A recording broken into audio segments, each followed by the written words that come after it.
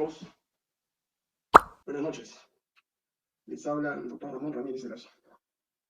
Como les había explicado a ustedes, el día de hoy vamos a continuar con una serie de intervenciones respecto a la problemática que existe en el Perú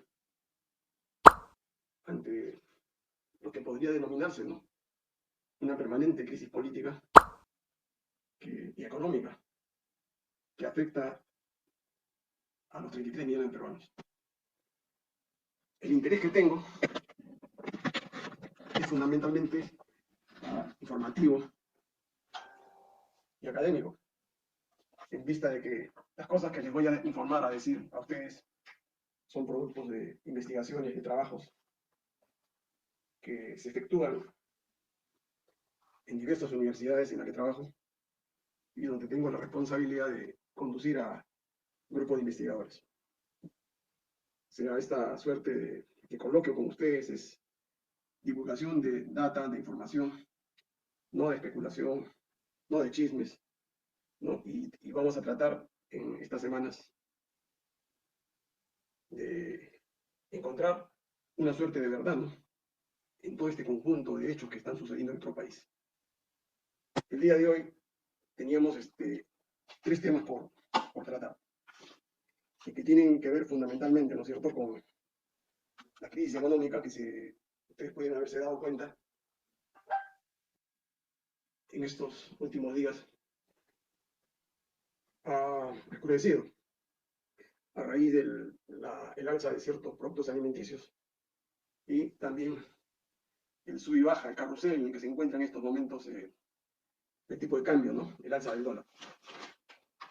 Yo, como les he explicado a ustedes hace más de 3 meses, yo he señalado y pronostico y me reafirmo en esta intervención de que el dólar, después de sus sub y bajas, va a tener que retornar a su precio normal, a la banda normal. Entonces, esa es una tendencia inexorable que va a depender mucho, ¿no?, de lo que haga en los próximos días el presidente Castillo y sobre todo el conjunto de agentes económicos que en nuestro país, digamos, están interviniendo en esta suerte de carrusel económico mezclado con pánico financiero, y que la verdad de las cosas no nos debe sorprender a nosotros, ¿no?, porque esta es una situación que se ha presentado no solamente en este año, ¿no? Acá hay antecedentes donde este ataque especulativo se produjo casi de la misma manera, pero la del presente año es mucho más pronunciada por la forma como se han manejado las cuentas de la República, especialmente por el Banco Central de Reserva. Yo quería explicarles a ustedes lo siguiente. En el curso de esta última semana hemos estado cambiando información con los investigadores del grupo de estudios económicos y políticos que dirijo, uno de los grupos. Entonces hemos encontrado información, entrando ya a realizar un análisis de por qué la crisis, ¿no es cierto?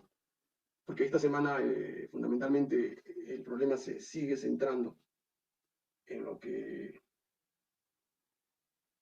los grupos de oposición han llamado la incertidumbre, ¿no es cierto? La incertidumbre, la falta de confianza, que impide que el país pueda recuperar una cierta estabilidad económica, y que se ha profundizado a raíz de la baja de la calificación por una de las calificadoras de riesgo que hay en el mundo, no son 3. Fíjense, como les explicaba, hemos estado investigando este asunto, y el problema del alza del dólar, ¿no es cierto?, y el alza de alimentos tiene relación con un problema creado por el señor Vizcarra a raíz de la pandemia. Esta es una de las causas, ¿no es cierto?, fuera del problema que ha habido en el mercado internacional a raíz de esta pandemia mundial, la subida del petróleo y de otros commodities. Fíjese que es importante saber esto, ¿ya? Vizcarra, más o menos, introdujo al mercado cerca de 90.000 millones de soles. 60.000 millones de soles se la dio a las grandes empresas y medianas empresas para aliviarles la carga crediticia. Y el resto se gastó en asuntos que tenían que ver con el combate a la pandemia. Este dato es importantísimo, son cerca de 90.000 millones de soles que se introdujeron al sistema monetario peruano con la anuencia, ¿no? Y muchos dicen que esto ha sido un pedido del señor Velarde, del BCR, que sería uno de los responsables de esta situación. Meter 90.000 millones de soles, ¿no es cierto?, a nuestro sistema monetario es peligrosísimo, porque si no se tiene correlato en la producción, al aumentar la oferta monetaria se estaría generando, digamos, una suerte de presión sobre la demanda, digamos, y una consiguiente alza de precios. Esto ha sido un gran negociado, ¿no? Y el día de ayer lo ha reconocido el propio diario Gestión, ¿no? Donde ha señalado a un grupo de bancos que han ganado dinero con este ataque especulativo. 90.000 millones de soles que no estaban en el presupuesto de la República, 90.000 millones de soles que es dinero fiat, que es solamente impresión de billetes, supuestamente para poder ayudar a los empresarios a pasar el temporal, ¿no?, del COVID. Pero la información que tenemos es que la mayoría de estos empresarios han recibido ese dinero que es nuestro dinero, el dinero que nosotros pagamos a través de los impuestos y que en cierta medida es administrado por el Ministerio de Economía y también interviene el Banco Central de Reserva. Y esos 90.000 millones de soles en un gran porcentaje han sido utilizados por estas empresas para poder, como les han entregado ese dinero a intereses diminutos a 1.5 y menos 1, depende del plazo en que se ha colocado, ellos han vuelto a recolocar ese dinero que le ha dado el Estado, el Banco Central, que le ha dado el Ministerio de Economía y Finanzas, y lo han recolocado, digamos, ese dinero ganando entre 3 o 4 o 5%. O sea, un diferencial de 3 puntos, digamos, sin tener dinero, digamos, han colocado dinero y han ganado, digamos, como por arte de magia. Eso es lo que hizo Porky, ¿no es cierto? Él recibió más o menos por sus empresas cerca de 29 millones de soles.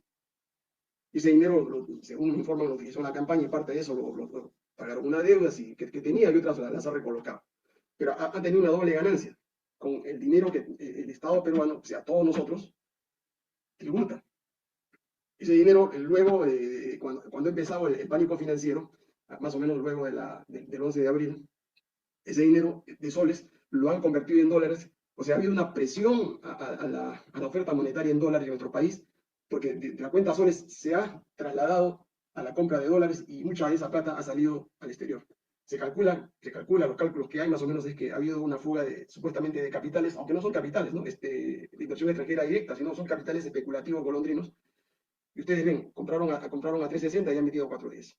O sea, esto ha sido un gran negociado y próximamente vamos a publicar, digamos, esa información con dato estadístico, porque a esto se debería dedicar el Congreso de la República. ¿Cómo es posible que el presidente Castillo, que asumió el gobierno el 28 de julio, lo primero que ha debido hacer es esto, ¿no es cierto?, dar cuenta al Perú, al país, a los 33 millones de peruanos, de cómo está recibiendo las cuentas nacionales, cuánto es la deuda externa que se ha contraído desde el año 2006, al menos en este periodo corto, al 2021. ¿Cuánto es la deuda pública que el Perú ha contraído en estos últimos 2 años durante el gobierno de Vizcarra y Sagasti? ¿Cuánta deuda externa, digamos, nueva ha comprometido Sagasti y Vizcarra? Y a mí me parece raro que hasta el momento han pasado más de 30 días y no se haya dado esa información. Eso es sumamente peligroso porque estaría demostrando, ¿no es cierto?, que hay una suerte de complicidad, de encubrimiento por parte del Ministro de Economía y Finanzas, para que el pueblo, la población sepa la verdad de qué se ha hecho en estos últimos 5 años con el dinero de todos los peruanos. Y hay una suerte de secretismo, de reserva, que no tiene nada que ver, pues, con lo que son los intereses públicos, ¿no?, de todos nosotros. Entonces, el problema que tenemos ahora en el Perú es saber la verdad. Y la verdad significa que el presidente debería dar una información precisa sobre el manejo de estas cuentas hechas por los gobiernos anteriores, a fin de determinar las responsabilidades que pudieran existir. Porque todo apunta, digamos, a señalar que el dólar ha subido como consecuencia de un ataque especulativo. Ahora, esto lo han dicho diferentes economistas, ¿no?, en este sentido. El Perú no puede tener una crisis profunda financiera o económica como lo ha tenido Venezuela y lo tiene Argentina en estos momentos, sencillamente porque tiene lo que ellos llaman, tiene fortalezas financieras, fortalezas económicas. O sea, los fundamentos de la macroeconomía peruana son sólidos. ¿Y cómo se expresan esos fundamentos de la macroeconomía peruana? Fundamentalmente en 3 variables grandes, ¿no? que se maneja, digamos, por los principales organismos decisorios de la política económica. Uno, el monto de las reservas internacionales. Tenemos 70.000 millones de dólares que está en reservas internacionales, que está, digamos, en subida a raíz del aumento del precio de los commodities, o sea, de los minerales que nosotros exportamos. O sea, por ese lado tenemos fortaleza. O sea, están entrando al país más dólares que el año pasado. O sea, no hay fuga de dólares por ese lado, al contrario, hay un incremento de dólares. Y si hay un incremento de la masa monetaria en dólares, es evidente, ¿no es cierto?, que el tipo de cambio tiene que bajar. La segunda fortaleza es que el déficit público del Perú es bajo, no llega al 4%, ¿no? Si ustedes lo comparan con el déficit que tiene Estados Unidos, que supera, digamos, el 30% en estos momentos. Y ese es el motivo por el cual el gobierno de Biden ha retirado sus tropas, ¿no es cierto?, de Afganistán, porque ellos no pueden sostener esa guerra. La han sostenido durante 20 años. Los economistas han hecho sus cálculos. Hay una presión fuerte, ¿no es cierto?, al presupuesto norteamericano porque las guerras cuestan. Y según los cálculos que han hecho, la guerra le ha costado a ellos cerca de 900.000 millones de dólares en estos 20 años. Y no están dispuestos, ¿no es cierto?, a seguir pagando con los impuestos de los norteamericanos una aventura militar por 5 o 6 años más. Por eso la decisión ha tenido fundamentalmente, digamos, un criterio de tipo económico en Afganistán, a diferencia de lo que pasó en Vietnam.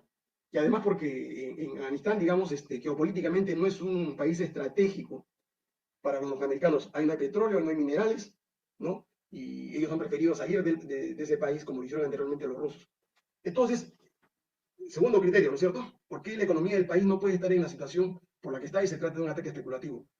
Tercero, la economía, la economía peruana tiene una inflación baja, que no va a superar este año el 5%. Entonces, si tiene una inflación baja, evidentemente las necesidades de imprimir billetes, digamos, son menores, ¿no es cierto?, a las que existían en la época de Vizcarra. ¿Y cuál es la razón de hacer entonces que continúe ese ataque especulativo?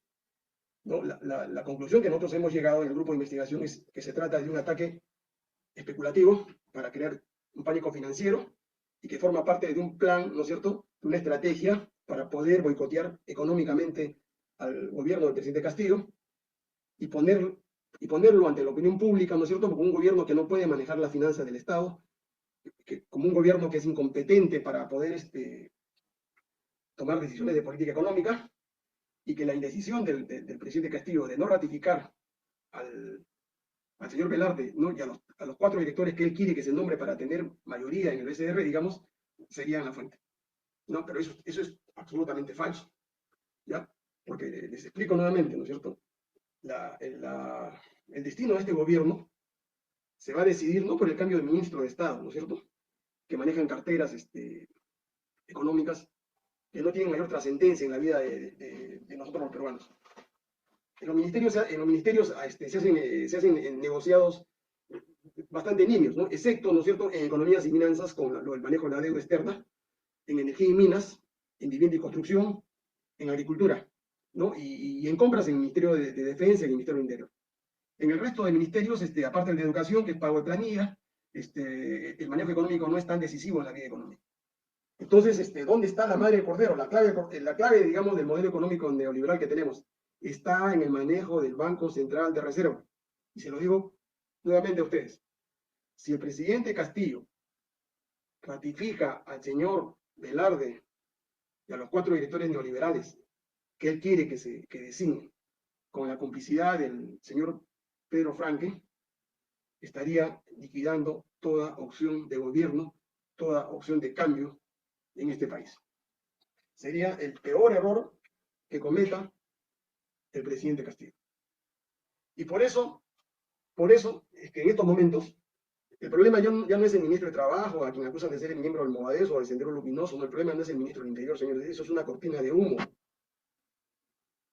El problema no es Bellido, que lo atacan, digamos, una parlamentaria por un supuesto chisme que se dijo en el Parlamento, ¿no? El problema central en estos momentos es el nombramiento del presidente del Banco Central de Reserva, los 4 directores que le corresponden al Poder Ejecutivo, porque los otros 3 que los nombra el Congreso están perdidos, porque esos tres directores designados por el Congreso van a trabajar para el Congreso, o sea, para la oposición, van a dinamitar todo el programa económico de cambio que quisiera hacer el presidente Castillo, Perú Libre y Cerrón. Entonces se está jugando la vida, si no lo entiende, porque no conoce el manejo económico, se está jugando la vida, ¿no? Y acá el caballo de Troya que tienen es el señor Frank. Ustedes han visto, ¿no es cierto?, en la exposición que ha hecho del proyecto de presupuesto para el año 2022, que llega más o menos a 197.000 millones de soles. Póngale 200.000 millones de soles, porque eso va a ser con la sumatoria de pedidos que le hagan los diferentes congresistas. Más o menos, él ha presentado un presupuesto por 197.000 millones de soles, y solamente, digamos, y se va a incrementar a más o menos a 200.000 millones de soles, que son más o menos al tipo de cambio unos 50.000 millones de dólares. Si ustedes hacen un análisis así, desmenuzan ustedes las partidas presupuestales, el propio Frank lo ha dicho, ¿no? Él solamente se va a limitar a administrar la crisis económica y a pagar la deuda externa puntualmente, siguiendo los dictados, siguiendo el guión, siguiendo la directiva del Banco Mundial y del Fondo Monetario Internacional. Ese presupuesto que ha presentado no se diferencia en nada del presupuesto que presentó Pedro Pablo Kuczynski, no se diferencia en nada del presupuesto que presentó Vizcarra, que presentó Humala, que presentó García, Toledo. Y la misma estructura y las proporciones de las partidas presupuestales son similares, sino lo que ha aumentado es el volumen. Y ustedes ven que en ese presupuesto no existe financiación para realizar cualquier proyecto de cambio económico en el Perú. O sea, eso de las expropiaciones, de las estatizaciones, de compra de empresas, es imposible, porque no hay ninguna partida presupuestal para esos efectos. ¿Y esto qué cosa significa? Significa que estamos en piloto automático, que esta es una economía zombie, y yo creo personalmente que, ¿no? Que mejor sería poner a un robot ahí en el Ministerio de Economía y Finanzas, ¿no? Que trabajaría mucho mejor, ¿no? Porque los robots, un robot bien alimentado, ¿no? Con programas adecuados, solamente se dedicaría, digamos, a administrar, ¿no es cierto?, las partidas que corresponden a cada sector, al gobierno central, a los 20 ministerios, a los gobiernos regionales y a los gobiernos locales. Las partidas están ahí, ¿no es cierto?, ya designadas. Inclusive el robot es menos susceptible de ser corrompido por los ministros, por los gobernadores y por los alcaldes. O sea, lo que ha hecho el señor Frank en estos últimos meses preparando el proyecto, en cierta medida también ha liquidado, digamos, cualquier posibilidad de cambio en nuestro país. Eso yo lo dije en abril, porque en economía las cifras tienen que cuadrar, en economía los datos son objetivos, acá no hay lugar a especulación. Estudien ustedes el presupuesto y su financiación. Es un presupuesto que está desfinanciado, solamente está financiado hasta 125.000 millones de dólares, de soles. O sea, hay una diferencia, ¿no es cierto?, de 75 millones de soles que está en el aire. ¿Cómo se va a financiar esa diferencia? Lo dice, digamos, la ley de financiamiento del presupuesto, el proyecto de ley, a través de endeudamiento. O sea, vamos a contraer más deuda externa, vamos a contraer más deuda pública interna para poder cubrir esos 75 millones de soles. O sea, lo que ha hecho Vizcarra, lo que ha hecho Kuczynski, lo que ha hecho Sagasti es un carnaval, ¿no es cierto? Es una bomba de tiempo que le ha explotado en la cara, digamos, a Castillo.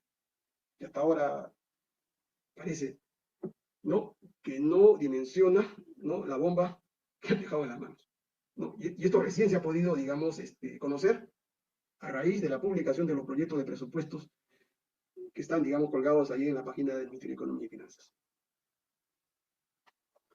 Entonces, señores, la crisis económica del Perú no va a poder ser solucionada, digamos, si es que el presidente Castillo no cambia al presidente del Banco Central de Reserva y nombra a 4 directores que quieran apoyar su política de cambio o su política de reforma. Porque ni siquiera en educación va a poder, digamos, hacer alguna reforma. Y lo que va a pasar es que van a venirse los problemas en el Perú.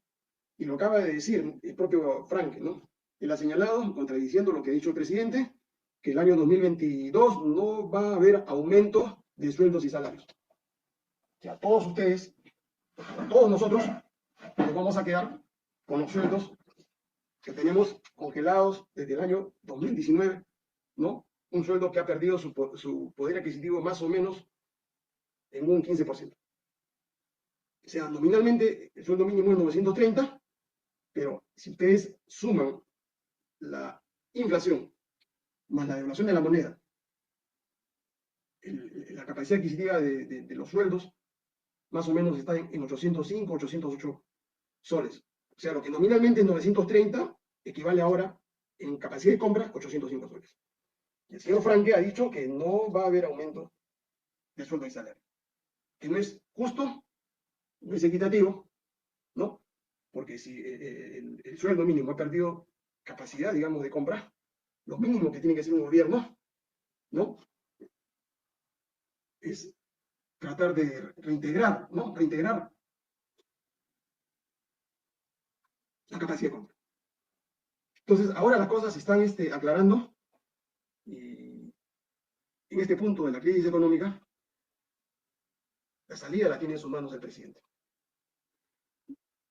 Un equipo nuevo en el Banco Central de Reserva, redireccionar ese presupuesto, tiene que revisar los destinos de las partidas presupuestales, y yo les sugiero, para poder financiar esa parte del presupuesto que no tiene posibilidad de ser financiado con recursos propios, hay 4 vías. La primera vía es cobrar los 20.000 millones de soles que deben las grandes corporaciones, las grandes empresas en el Perú. Y que a través, por impuestos, no han pagado los impuestos y han optado, ¿no?, a través de sus estudios de abogados, de enjuiciar al Estado, al Tribunal Fiscal, a la SUNAT, para evitar el cobro inmediato de esa deuda. ¿Por qué? Acá también hay una malicia, ¿no? Al no pagar los impuestos en los plazos que corresponde, ellos pueden utilizar, digamos, esos capitales, esos dineros del Estado, porque corresponden al Estado, son impuestos no pagados, lo utilizan para sus negocios. Porque el costo del dinero, digamos, es mucho menor. Y pueden hacer durar un juicio 8, 10, 15 años, y de esta manera siguen trabajando con el dinero, y ya cuando pierden en todas las instancias, ¿no es cierto?, y cuando ven que ya que se va a ejecutar, digamos, ese cobro coactivo, recién pagan, como fue el caso de Cerro Verde.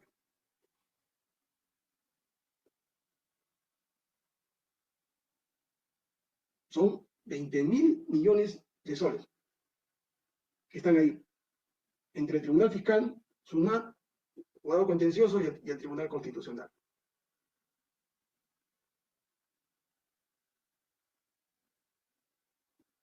$20.000 millones de soles, que no los cobró Humala, no los cobró Kuczynski, no los cobró Vizcarra, no los cobró Sagasti.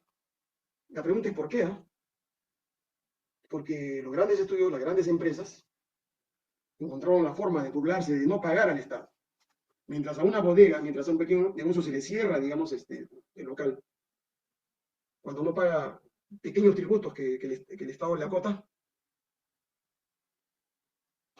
le embargan sus bienes. Pero en el caso de estas grandes empresas, ellos tienen los grandes estudios que están conectados al Tribunal Constitucional, no solamente para demorar los procesos, sino también para no pagar. Porque han conseguido controlar a 4 miembros del Tribunal Constitucional para que le vean a través de vías de amparo sumarísimas el no pago de los impuestos. Y estos 4 señores, ¿no es cierto?, son los que se encargan de proteger a estas grandes corporaciones. Lo han visto ustedes en una de las últimas sentencias, ¿no?, que emitió el tribunal en mayoría, donde se le prescribió una deuda, ¿no?, a Telefónica por más de 1.000 millones de soles, que debió pagar, pero que nunca pagó y no pagará. Entonces, esa es la primera vía, ¿no?, cobrar las deudas. La segunda vía que puede usar el presidente tiene que conseguirse a un grupo, en todo caso tercerizar, digamos, la cobranza de estos impuestos. ¿Cómo puede tercerizar? Porque hay estudios que se pueden, estudios de tributaristas, ¿no es cierto?, que pueden asumir, digamos, la defensa del Estado para cubrir estas deudas, porque normalmente, ¿no es cierto?, normalmente los procuradores que se encargan de estos asuntos no tienen la posibilidad de litigar contra los grandes estudios. Y casi siempre pierden, ¿no es cierto? Casi siempre pierden estos procesos. Por muchas razones, porque también ahí hay corrupción, ¿no? Por ejemplo, los procuradores no apelan, ¿no? Dejan que los juicios se queden en abandono. Y de esta manera, digamos, los estudios ganan por los procesos, ¿no? Y el estudio pierde. O hacen procesos donde no tienen mayor fundamento, donde no hay prueba cuando contestan las demandas. Ya uno conoce que el Estado en ese caso va a perder el juicio. Entonces, ahí tiene 20.000 millones de soles el presidente para poder utilizarlo, ¿no es cierto?, en los programas que quisiera implementar. El problema económico. Es un presupuesto que tiene una financiación con endeudamiento. Eso es malo. Porque al endeudarse nos endeuda a nosotros. Que no tenemos la obligación, ¿no es cierto?, de poder asumir esas deudas. La tercera vía es la vía de crear impuestos a las sobreganancias, por el aumento de los precios de los minerales. Eso se ha hecho en muchos países del mundo, ¿no? En Australia, en Nueva Zelanda, inclusive hasta en Estados Unidos. Y le ha dado un plus, le ha dado un ingreso adicional, excepcional a los gobiernos para poder hacer algún tipo de obra o cualquier desembolso en sus países. Entonces tiene esa posibilidad, sí. Y el cuarto mecanismo que tiene el Estado, el gobierno del presidente Castillo, es designar, ¿no es cierto?, a un ser anticorrupción. Porque por la corrupción, por las coimas, por las sobrevaluaciones, tenemos una pérdida anual de 25.000 millones de soles. Fíjense, suman ustedes los 20.000 millones que nos deben las grandes empresas, más los 25.000 millones que se roban todos los años en todas las municipalidades, en todos los ministerios, en todos los gobiernos regionales, son 45.000 millones de soles que salen de nuestro bolsillo, porque eso se paga a través de impuestos, pero que se quedan en el camino. Yo no sé por qué el presidente Castillo, hasta la fecha, no toma esa decisión, porque es una decisión de él. Acá el Congreso no tiene, digamos, mayor intervención. Y el Ministerio de Justicia, el ministro de Justicia podría hacer un proyecto de decreto supremo para implementar, digamos, esta oficina anticorrupción, que vea asuntos de manera sumarísima, ¿no?, con jueces especializados, fiscales especializados, a fin de cautelar, ¿no es cierto?, los intereses de todos nosotros, ¿no?, y sumarizar los procesos, para evitar que esto demore 3, 4, 5 años, ¿no?, y de esta manera, digamos, poner condenas efectivas a todos los corruptos. O sea, es cuestión de decisión política de parte del presidente. ¿Por qué no la toma? Hasta el momento hay alguna información sobre este hecho, ¿no es cierto? Pero terminando la parte económica, la parte del alza del dólar y de los alimentos, el presidente, si toma la decisión de cambiar al presidente del Banco de la Reserva, va a ver que casi de forma automática el dólar va a bajar. ¿Ya? Ese ataque especulativo está coordinado por esta gente del BCR con los grandes bancos de inversión, con los agentes corredores, con grupos económicos que tercerizan afuera la colocación de estos capitales, golondrino que se están viendo. Mientras Velarde continúe en el BCR, va a continuar esta zozobra. O sea, la zozobra, ¿no es cierto?, el pánico, la incertidumbre, es un problema que ha sido causado endógenamente. O sea, no tiene su origen principalmente en factores internacionales, sino en el manejo de la política monetaria del Banco Central de Reserva. O sea, el presidente no se da hasta ahora cuenta de que tiene un caballo de Troya, ¿no es cierto?, dentro del Estado peruano para boicotearlo, ¿no es cierto?, y para que la población entre en un periodo de insatisfacción, de rechazo al gobierno, porque si continúa Velarde, van a continuar el alza de alimentos, va a continuar fluctuando el tipo de cambio del Perú. Con un nuevo equipo en el Banco Central de Reserva se va a estabilizar la política monetaria. ¿Por qué? Porque tenemos solidez. Vamos a recuperar la calificación del riesgo país, de grado de inversión. O sea, no vamos a tener mayores problemas. ¿Por qué? Porque además en el exterior, ya, Todos los grandes banqueros saben perfectamente que en el Perú no se va a implantar ningún gobierno comunista. A raíz de la publicación del presupuesto, del proyecto de presupuesto el día viernes, la información está clarísima para ellos ahora. ¿Ya? No va a haber expropiaciones, no va a haber estatizaciones, no va a haber nada fuera de lo que ustedes han visto en el gobierno de Sagasti y de Vizcarra. O sea, vamos a ir en piloto automático.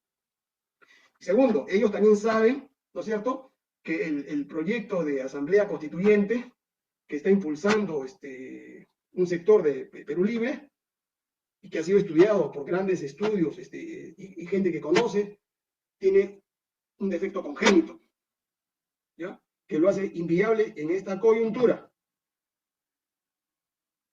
Por más protestas, movilizaciones, ¿no es cierto?, que quiera hacer ese sector de Perú Libre. Eso es inviable constitucionalmente. Y si lo quisiera hacer, va a generar una causal, ¿no? Va a generar una causal y le va a dar un arma a la oposición fascista neoliberal para querer vacar más rápidamente al presidente Castillo. La única salida que tiene el presidente Castillo en ese punto, ¿no?, es restaurar la Constitución de 1979 que liquida automáticamente el modelo económico neoliberal, liquida los contratos ley, se recupera parcialmente la soberanía, se sanciona una economía pluralista. A eso es que le tienen miedo los grandes banqueros en el exterior. Por eso que ustedes ven que en ningún medio de comunicación se habla de restaurar la Constitución de 1979.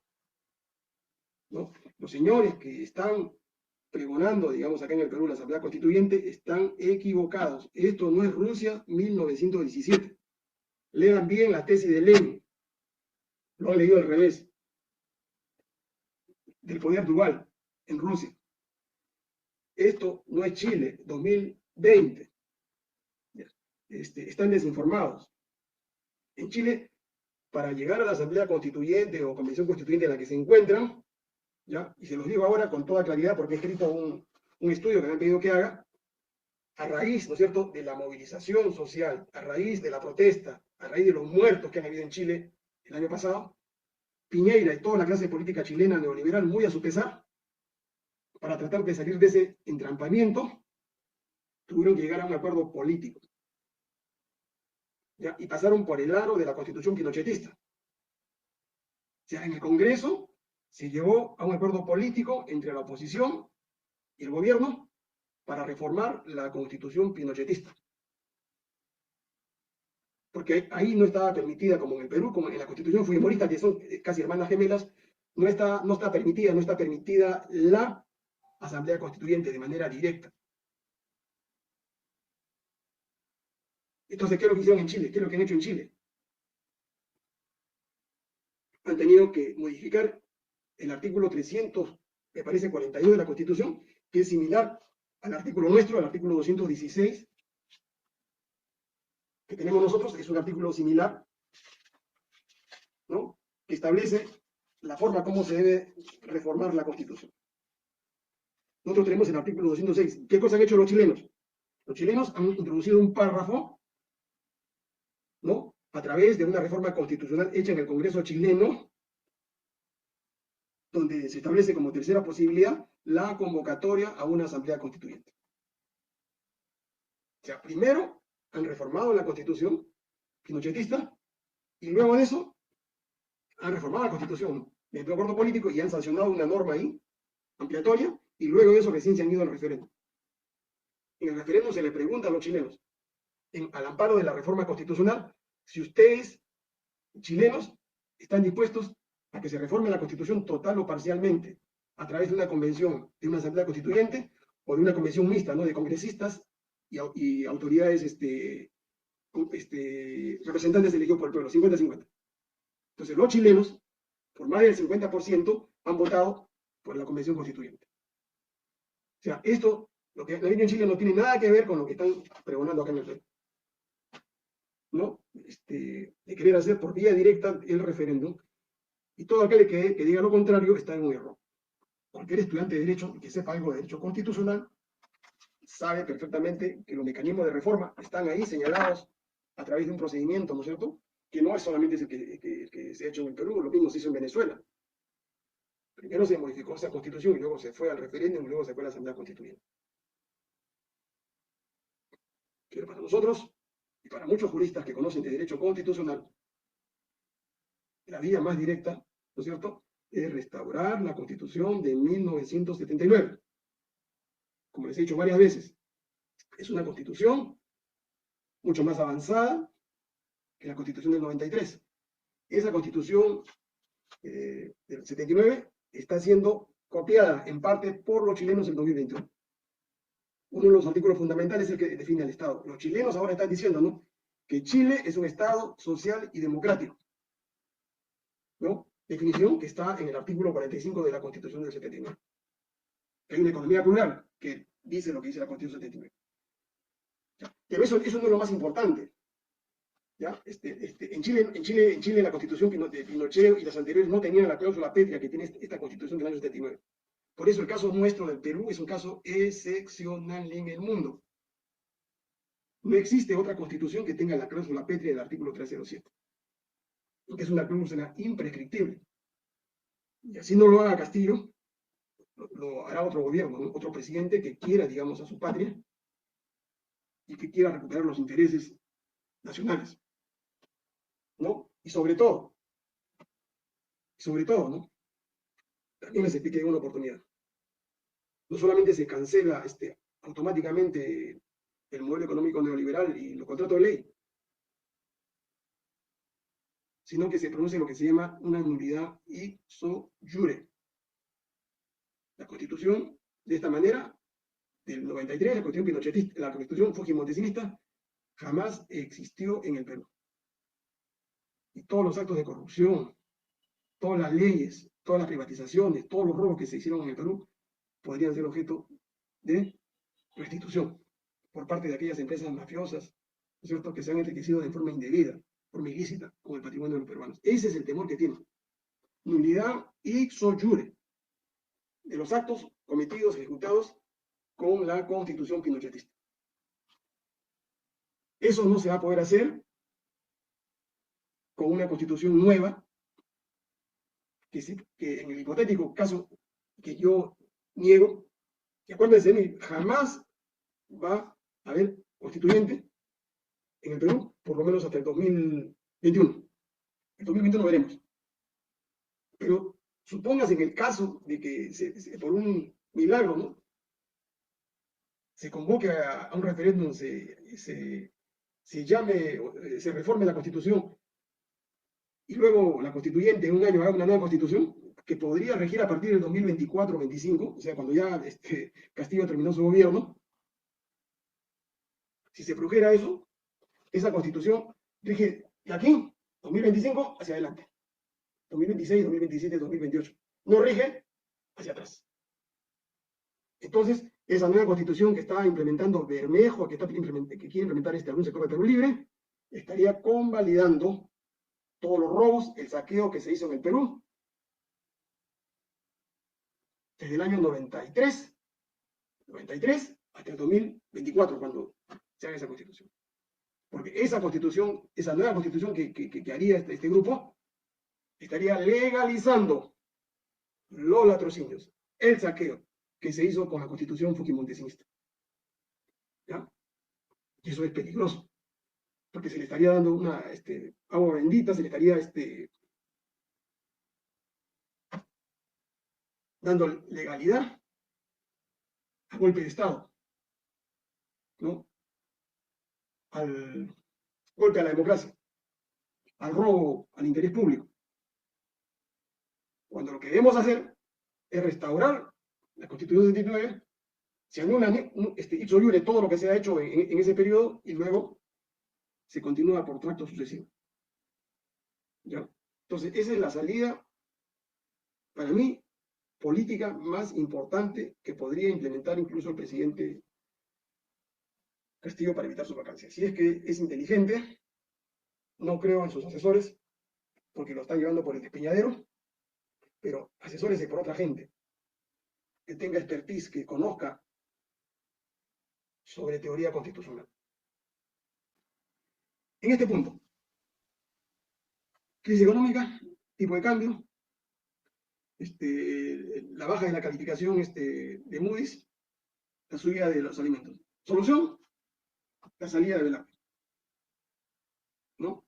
Y si el presidente quiere tener una economía de cambio, una economía de reforma, una economía que favorezca a los sectores excluidos de nuestro país, tienen que cambiarlo a Franklin. Es un caviar que está ahí colocado por sus ex empleadores para cautelar los derechos, los intereses del Banco Mundial, el Fondo Monetario, que es a donde va a ir luego de que renuncie, digamos, se vaya, digamos, del Perú. Entonces tiene que designar otro equipo económico en el Ministerio de Economía y Finanzas. Ese ministerio se maneja en piloto automático, porque las partidas presupuestarias ya están asignadas y solamente lo que hay que hacer es distribuir a los gobiernos regionales, a los ministerios y a las municipalidades. No hay otra cosa que hacer. ¿No? Y el presidente no necesita ese tipo de ministros. Necesita un ministro que no administre la crisis, sino que promueva crecimiento, que promueva desarrollo económico, que tenga una actitud proactiva frente al saqueo de que somos objeto, digamos, los peruanos en materia económica, y que solamente se puede hacer, ¿no?, a través de otra concepción, ¿no?, de lo que son las políticas económicas en un país en vías de desarrollo. Que requiere de cosas, requiere de cierta autonomía de los grandes centros de poder internacional, que son los que monitorean nuestra economía, no a favor de los 33 millones de peruanos, sino a favor de la banca internacional y de los centros de poder mundial. ¿Ustedes creen que Estados Unidos, el gobierno que tiene una deuda de más de 28 trillones de dólares y su PBI no llega a 24 trillones, o sea, su deuda supera su PBI, ¿ustedes creen que ellos son monitoreados por el Fondo Monetario, por el Banco Mundial, por Moody's? En lo absoluto. ¿Ya? Ellos deciden, como creen conveniente, a los intereses de los norteamericanos, la economía de su país. En algunos momentos son partidarios del libre mercado, en otros momentos se convierten en proteccionistas. En algunos momentos ellos se convierten en monetaristas, dejan de imprimir billetes, en otros momentos ellos se convierten en expansionistas, como ahora, ¿no? Han emitido 3.5 trillones de dólares para poder desarrollar alguna obra pública y reactivar su economía luego del problema del COVID. 3.5 millones de dólares que no existían hasta hace 5 meses atrás. Dinero fiat. Con eso le están pagando sus cheques a los desempleados de Estados Unidos. Con eso están financiando las obras en casi todos los estados nacionales americanos. Con eso están financiando una serie de obras. Pregunta. 3.5 millones de dólares es más o menos el 20% del PBI. Están volando, pues si tienen una deuda de 28 millones, agréguenle 3.5, estaríamos ya pasando a 31.5 trillones de dólares. ¿Quién los controla a ellos? Nadie. ¿Quién les interviene en sus cuentas? Nadie. Ellos tienen bandas de decisión para los déficits fiscales, los tipos de la tasa de interés. Ninguna. Y por eso que hacen lo que quieren con su moneda, y ellos trasladan, ¿no?, su inflación, que está más o menos para llegar al 8.5% en Estados Unidos, ellos la trasladan a todos los países en vía de desarrollo, que somos los que asumimos esa inflación, ¿no es cierto?, que ellos la utilizan para generar cierto bienestar entre sus nacionales, pero nos perjudican a nosotros, porque como nosotros importamos, los productos de importación los tenemos que pagar más caros, con más soles. Entonces son dos medidas fundamentales. El resto de cosas que el presidente tiene que hacer respecto al manejo económico es secundario. Y juntamente con ello tiene que cambiar pues, a la superintendente de Banca y Seguro, al de Indecopi, al jefe de la UIF, ¿no?, que, o sea, es un paquete completo, un combo completo, ¿no es cierto?, que maneja la economía de nuestro país, la economía y las finanzas. Entonces, entremos a la parte política, ¿no es cierto?, el segundo tema que les había dicho. Ustedes han visto que en esta última semana, ¿no?, el tema central ha sido la permanencia, o sea, el cañoneo así incesante a 2 o 3 ministros y había ido. e indirectamente, digamos, al presidente Castillo, ¿no es cierto? Y la demolición de Cerrón, ¿no? Su enjuiciamiento, el allanamiento de sus locales de Perú Libre, de su domicilio. Eso no es gratuito, ¿no? Eso está elaborado, forma parte de un plan, ¿no es cierto?, que se está aplicando de manera secuenciada, ¿no es cierto?, y que va a ir, que va a ir esto increciendo. Fíjense, el problema de Castillo, digamos, es el problema que no toma decisiones, ¿no es cierto? Es un problema, el grupo que tiene ahorita el gobierno, digamos, es un grupo, no es tan monolítico, ¿no? Es un bloque donde hay cuatro sectores, ¿no? El sector más importante es el sector de Perú Libre con Cerrón, ¿no?, que lo llevó, digamos, a la presidencia. La fortaleza de Cerrón es que tiene 37 congresistas, ¿no? Tiene la maquinaria del partido, tiene la militancia, tiene la capacidad de movilizar a la calle, cosa que Castillo no tiene. Castillo está solo, solamente él está anclado, digamos, al grupo de sus amigos, de sus paisanos chotanos y de sus asesores, que le soplan al oído decisiones equivocadas. Pero Castillo además está ligado, digamos, al Movadef, ¿no?, que fue el que creó este sindicato magisterial, ¿no es cierto?, y donde fue la cuota, ¿no es cierto?, el ministro de Trabajo fue la cuota. Justamente la idea era, siendo ministro, reconocer, digamos, de manera rápida, digamos, a ese sindicato de profesores, digamos, paralelo al SUTEC, ¿no? Eso está clarísimo. O sea, Castillo tiene más afinidad con esta gente, ligado, cercano al Movadef, con la cual ha trabajado más o menos desde 2015, y de la cual él fue presidente de este comité de lucha, ¿no es cierto?, de este frente, de este gremio docente paralelo al SUTEC que manejaba Patria Roja. Con ellos tiene más cercanía que con Castillo. Se conocen. Pero además se ha metido, digamos, entre ellos, digamos, el grupo Caviar, ¿no?, encabezado por Verónica Mendoza, ¿no es cierto?, que es la que corta el jamón en ese grupo. Es un grupo pequeño, digamos, pero que tiene la capacidad, digamos, de penetración, como todo grupo trotskista, ¿no es cierto?, practica el entrismo y logra colocar a su gente, digamos, y desde dentro comienza, digamos, a liquidar liderazgos, digamos, para quedarse con el poder. Y uno de sus cabezas, digamos, ahí es Pedro Frankel. Justo que lo ha colocado en el Ministerio de Economía, que es el ministerio para mí más importante de un gobierno. O sea, el ministerio lo controla Verónica Mendoza con Frankel. Entonces acá hay un problema, ¿no es cierto?, porque ustedes ven que Cerrón con Perú Libre, con el grupo de Mendoza y Frankel, digamos, están en permanente contradicción, ¿no es cierto? Y no tienen más. Y aquí Castillo tiene que tomar una decisión fundamental para su futuro, porque él tiene que, cualquier analista político le va a decir, no, si uno hace un pesaje, ¿no es cierto?, de los aportes de estos cuatro grupos que hay en torno a Castillo, digamos, el peso político más grande lo tiene Cerrón, que tiene capacidad de movilización. Los Cavieres le aportan, digamos, ciertos cuadros tecnócratas, pero que no sirven mucho, ¿no?, porque tengo gente alineada al Fondo Monetario, a la banca mundial.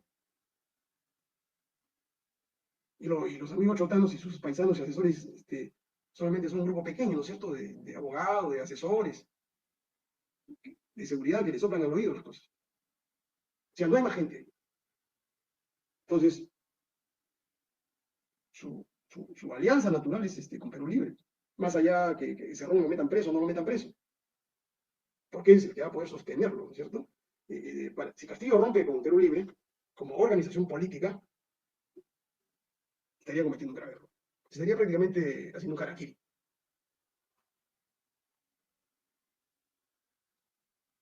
Entonces acá el problema, en el grupo de Cerrón, el problema es el grupo Caviar, porque son grupos hegemónicos, son grupos que siempre en toda entidad donde han participado han querido copar ellos, porque viven de eso, pues. Son incapaces de hacer un partido político, de hacer una organización política, de hacer una maquinaria política, pero sí tienen capacidad de penetración. Entonces yo creo que, además eso creo que fue el proyecto original de esta candidatura, ¿no? Perú Libre era el partido, era la máquina, Castillo asumió un liderazgo, digamos, transitorio, porque él no iba a ser el candidato presidencial, ya se explicaba a ustedes.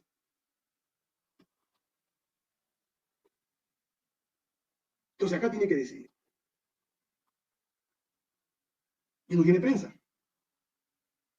¿Por qué? Porque la prensa la tiene la oposición. Esta oposición neoliberal, fascista, conservadora, es la que tiene la gran prensa. Controla casi todos los canales de televisión, 2, 4, 5, 8, 9, 12, 16. Controla casi todos los diarios. Controla las encuestadoras. Controla ahora casi todas las redes.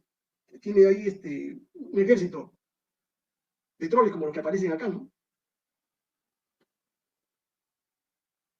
Tienen dinero, tienen financiación, tienen capacidad para sostener una guerra política por 2, 3, 4 años, para asfixiarlos. Fíjense, en 30 días han podido ponerlos contra la pared de Castillo.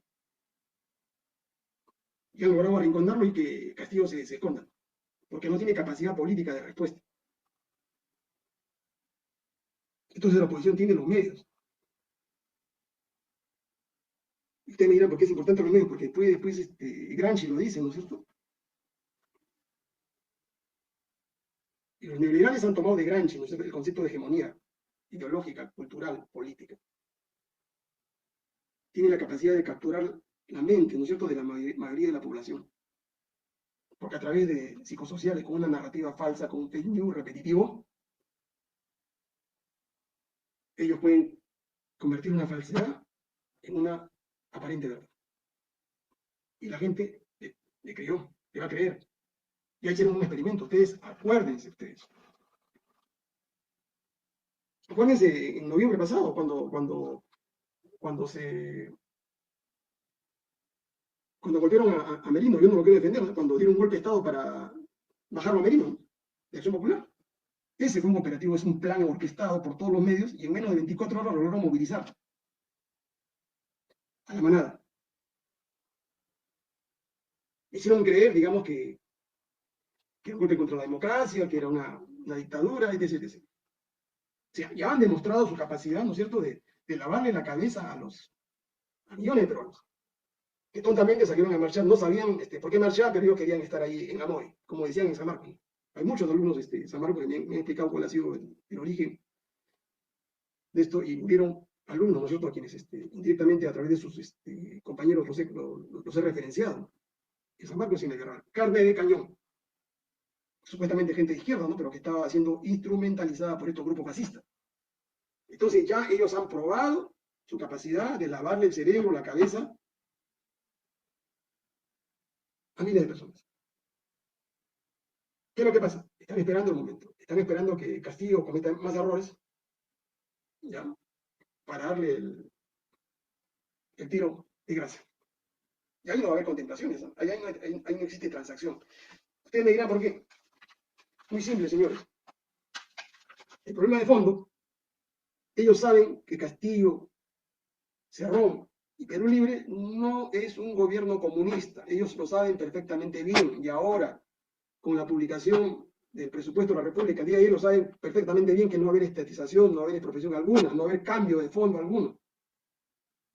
Esos presupuestos apenas sirven para pagar planillas y pagar uno que otro proyecto para grupos económicos, como esas irrigaciones que no se van a entregar, digamos, a campesinos sin tierra, sino se van a entregar a sociedades anónimas para complejos agroindustriales. O sea, nosotros con nuestra plata estamos financiando proyectos multimillonarios para que ellos se hagan más ricos. Estamos financiando un tren subterráneo, nosotros lo estamos pagando. Una vez que se termine, se lo vamos a entregar, digamos, a una empresa concesionaria.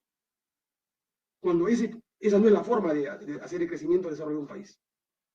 Si una empresa, una gran empresa, una corporación inglesa, alemana, francesa, china, coreana, quiere desarrollar un proyecto, tiene que invertir su dinero.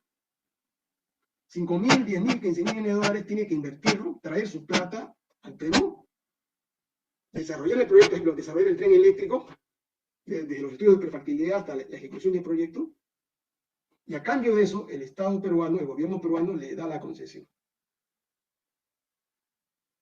Pero el gran robo, ¿no es cierto? La gran tragedia de nosotros los peruanos es que hemos tenido gobiernos entreguistas, que siguiendo las directivas del Fondo Monetario y del Banco Mundial, ahora ya no quiere inversión extranjera directa. No, dice, ¿para qué van a invertir? Ganen más. Que los gobiernos de América Latina, el gobierno de Perú, a través de su presupuesto, financie las grandes obras públicas, carreteras, trenes, irrigaciones. O sea, nosotros no estamos pagando eso. ¿Ya? Y que luego, de una vez que se haya terminado ese proyecto, se le concesione a una transnacional para que lo opere por 20, 30, 40 años. Eso es un negocio redondo, pues. Es el gran robo, la gran tragedia, digamos, que el Perú viene sufriendo y que está legalizada por esa constitución fujimontesista. Que tontamente, digamos, un sector de Perú Libre quiere, digamos, quiere legalizar, ¿no es cierto? Quiere convalidarlo con la Asamblea Constituyente. Una Asamblea Constituyente no va a poder anular los contratos de ley, señores, grábense en la cabeza. No puede. Y si quisiera hacerlo, nos demandan a nosotros y nos embargan todas nuestras cuentas en el extranjero y quiebran al país. ¿Ya? Y yo reto en plazo a cualquiera por este punto. Conozco algo de esta materia. ¿Ya? Porque esas constituciones son y, tú. ¿Ya? Es un latinazgo, o sea, de aquí hacia adelante, no de aquí hacia atrás. Entonces, si no saben, no engañen a la población. Porque yo veo a muchos compatriotas nuestros, hermanos ahí en la Plaza San Martín, que lo utilizan como cholitos, como peones, como creen que están en la época feudal, ¿no? Los mandan ahí estos señores feudales, ¿no es cierto?, a recolectar firmas. Con el cuento de que de partido y otra cosa más. Pero ese es un engaño. Y eso tampoco es leninista, eso es un marxista, ¿no? Se reiría, ¿no? Lenin.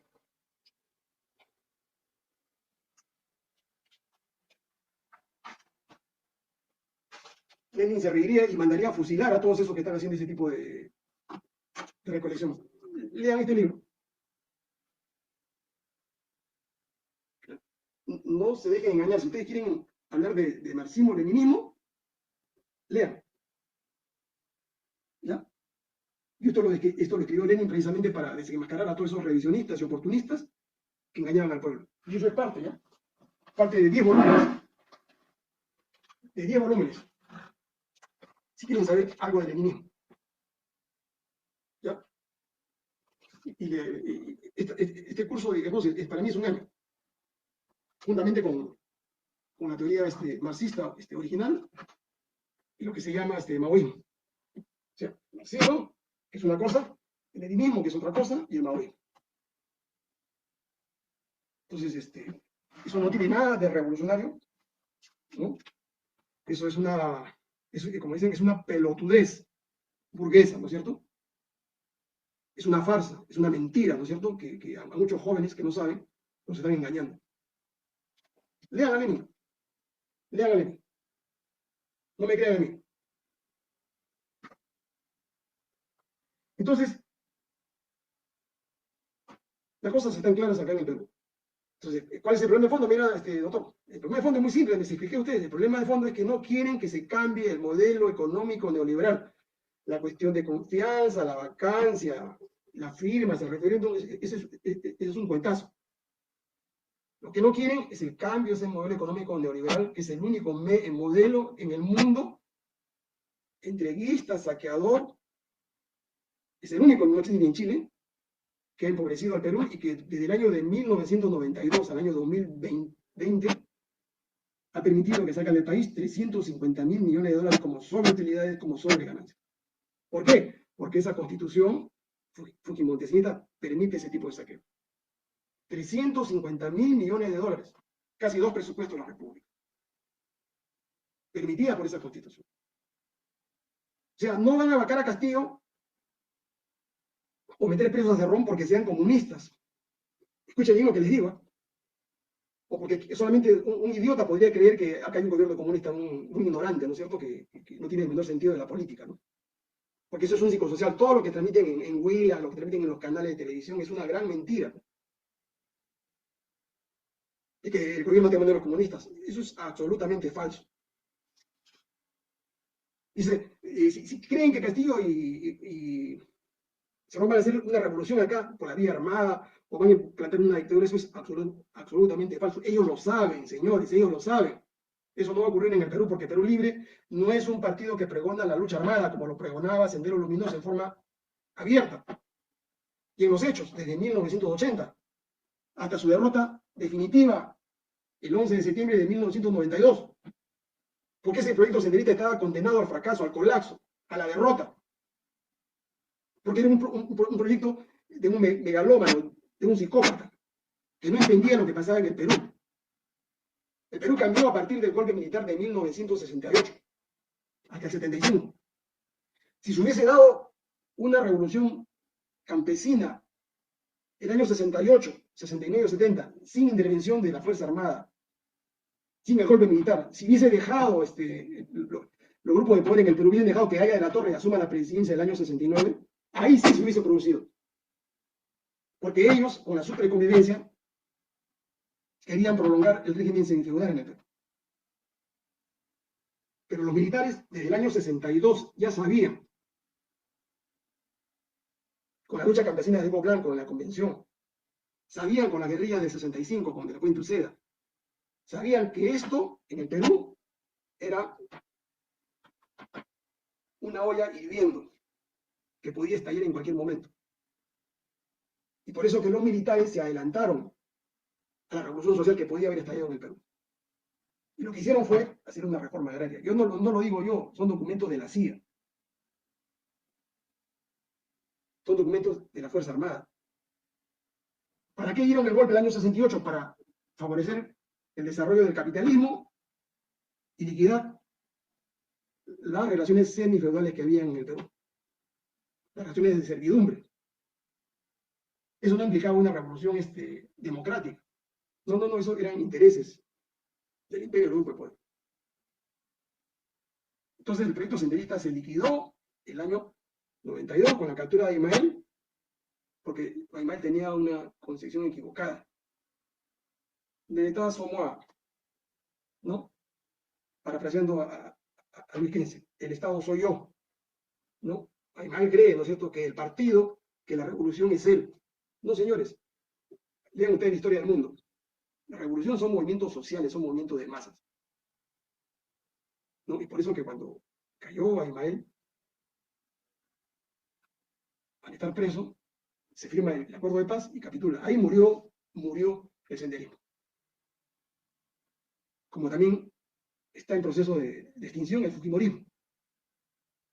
Porque no son proyectos políticos históricos, son proyectos políticos personales, afincados a una visión de un país, no, sino al ego de una persona. Y eso es lo que pasó con el APRA, con Alan García y con Haya de la Torre. No son proyectos institucionales históricos de largo plazo. Entonces, si no van a sacar a Castillo o a meter preso a Cerrón porque sean comunistas o quieren hacer una revolución armada en el Perú, no, porque eso nunca va a suceder. Sino simplemente porque los grupos de poder en el Perú, con este gobierno de Castillo, están perdiendo dinero. ¿Ya? Es cuestión de business. No quieren perder mucho, están ganando ahora, pero están perdiendo dinero, quieren ganar más. ¿Ya? Ese es su interés, ese es su objetivo, porque el Perú para ellos es su chacra. El Perú es su feudo. Y no puede venir un partido político, un grupo, digamos, a quitarle la administración de sus negocios, de lo que ellos consideran que es suyo, que es su patrimonio. Porque el Perú para ellos es su propiedad. Y Castillo y Cerrón perturban eso, pues. Les hace perder plata. Entonces hay que liquidarlos, pues. E inventan todo el cuento del comunismo, ¿no? Y en eso tiene complicidad la Fuerza Armada, ¿no? Porque en el año 80, fíjense, 80 que está ya el terrorismo en Chuchi, han pasado 41 años. No han podido liquidar a un pequeño grupo en el Brain que se dedican al narcotráfico. Con el cuento de que son el partido militarizado. Eso es mentira. Entonces, el bloque Castillo-Perú Libre cerró, el bloque de oposición. Tiene los medios, tiene 87 congresistas, tiene el control del Congreso. Esa es su fuerza política. Tiene el dinero para comprar gente, para comprar medios. Tiene graben bien esto, tiene a la Fiscalía, tiene al Poder Judicial, tiene para hacer 50, 100 denuncias contra Perú Libre, contra Bellido, hasta contra Castillo, y contra todos aquellos que se pongan a su plan, para empapelarlos, para embargarlos, inclusive para pedir la disolución del Partido Perú Libre. Que verlos ahí 3, 4, 5, 6, 7, 8 años, 10 años, no dejarlos gobernar, tenerlos en diligencia judicial, eso se llama el carrusel judicial. Yo no sé, lo conozco porque yo soy abogado de litigio, sé cómo funcionan estas cosas. No hay desgracia más grande que la de verse envuelta en una denuncia desde la policía, porque no se sabe cuándo acaba esto. Y con eso se destruye también un proyecto político. Y si le falla a la Fiscalía, si le falla al Poder Judicial, tienen el Tribunal Constitucional, pues. Tienen 4 de los 7 votos. Entonces ustedes evalúen esto. Entonces, retomando la explicación, tienen los 2 bloques. Son decisivos los 100 días que ya han pasado 38 días. Están esperando los 100 días y de ahí va a tener un tiroteo, digamos, que para mí, si es que no, antes no se adelanta, Castillo no disuelve el Congreso, no le veo futuro. Porque con ese Congreso, él no puede gobernar. Lo van a bloquear, como lo están haciendo, y cualquier proyecto que quiera que lo aprueben, no lo van a pasar. Por el contrario.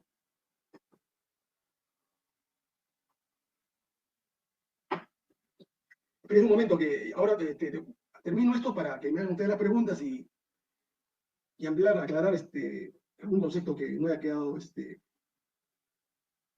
claro. Disculpe, valga la redundancia, para no distraerme. Fíjense, por el contrario, ¿no? Los que están a la ofensiva ahorita son los de la oposición, ¿no? Han presentado un proyecto ya para modificar, ¿no es cierto?, los artículos 132, 133 de la Constitución. Van a hacer una suerte de interpretación auténtica. Ya ellos tienen experiencia en esto. ¿Se acuerdan ustedes con Fujimori cuando hicieron ese proyecto de la ley de interpretación auténtica para la reelección, ¿no? ¿Cuál es el problema ahí? Este artículo, ¿no es cierto?, el que les he mencionado, no le permite, hasta ahora le permite al presidente, al primer ministro, le permite, para defenderse ante un ataque, ante una interpelación y una eventual censura de un ministro, le permite al primer ministro plantear una cuestión de confianza. Entonces eso es lo que yo le sugerí hace unos días a Castillo. Tiene que resiste esta semana hasta que se coloque la interpelación. Y la interpelación plantea la cuestión de confianza. No es porque me guste el ministro de Trabajo, el señor Maraví, no. Yo tengo concepciones totalmente opuestas, contrarias. Pero estamos hablando de la salvación de un gobierno, de un proyecto político, ¿no? De los intereses no míos, sino de 33 millones de peruanos. Entonces, el artículo 133 le permite ahora plantear cuestión de confianza en caso de que se quiera interpelar o censurar a un ministro. Entonces, la oposición se da cuenta y entonces quiere interpretar este artículo, pero no por la vía constitucional. Lo lógico, lo normal sería que ellos, si creen que este artículo está bien o está mal, tienen que ir a una reforma constitucional. Pero esto le quitan, para ellos, a la oposición le quita mucho tiempo, ¿no? Tienen que esperar 2 legislaturas ordinarias con sus 87 votos, o sea, sería hasta más o menos abril o mayo del próximo año. ¿Ya? Tendrían que esperar. Entonces, ¿qué cosa han hecho? Presentar un proyecto de ley para interpretar por la vía legal, no por la vía constitucional. O sea, ahí es suficiente 67 votos. Interpretan este artículo, entonces, de manera inconstitucional, porque la mayoría de juristas que conocen la materia señalan que el Congreso no puede hacer eso. Esa ley sería inconstitucional. Porque si lo quiere hacer, tiene que reformar la Constitución. Pero ellos van a votar este asunto, y en ese interín, si se aprueba la ley, el presidente Castillo va a tener que plantear una demanda de inconstitucionalidad ante el Tribunal Constitucional. ¿Cuánto le demora una demanda?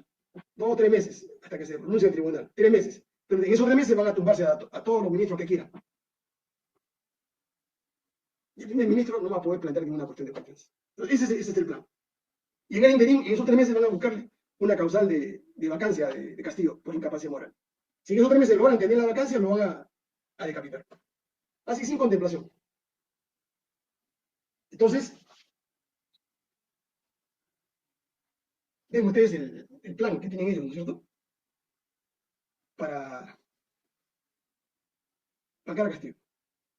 Si lo vacan a Boluarte, ¿no es cierto? Asumen la presidencia del Congreso y convocan elecciones presidenciales.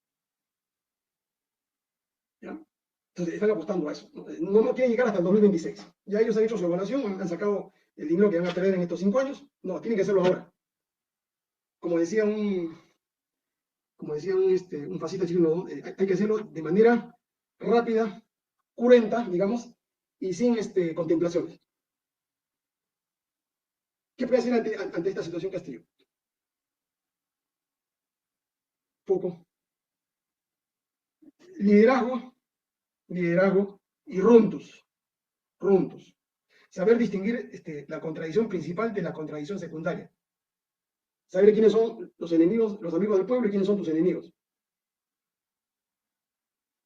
No creo que Castillo maneje eso, ¿no es cierto?, con tanta precisión, ¿no? Tendría que... Castillo, esto sí maneja, ¿no? Esto debe conocerlo de revés a derecho, ¿no? Pero yo le recomendaría que lo lea bien. Porque acá tiene armas poderosas, ¿no es cierto?, que no son necesariamente, ¿no? El aforismo ese, ¿no?, de que si te golpean, pon otra mejilla, ¿no? Acá está claro. Castillo, lee bien esto y para que te puedas defender.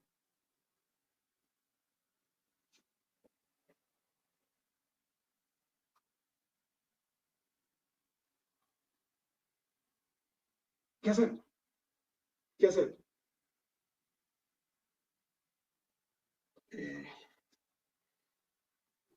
No hay salida en corto plazo. No creo que la oposición vaya a renunciar a ese proyecto, ¿no es cierto?, de liquidar a Castillo y hacerlo. Entonces, Castillo lo único que tiene que hacer en este caso es pedir apoyo a la población, a la gente que al menos lo entiende, lo apoya hasta ahora, ¿no? Pero para eso, para tener el apoyo del pueblo, ¿no? Obras son amores. Tiene que demostrar a él que va a gobernar para el pueblo. El pueblo sí está esperando señales de él. Así como los grandes banqueros, ¿no es cierto? La oposición le pide señales para ratificar a Julio Velarde que no lo debe hacer. El pueblo está esperando señales de que va a gobernar para el pueblo. Y una señal, a pesar de que Frankel le diga que no, es tiene que aumentar los sueldos y salarios. 2, tiene que levantar el estado de emergencia. 3, tiene que liquidar el problema del COVID. Eso es fácil de hacer. 4, tiene que hacer un programa de reactivación productiva. No un programa de reactivación improductiva como lo están haciendo, de asistencialismo. Eso no quiere el pueblo. Quiere empleo digno.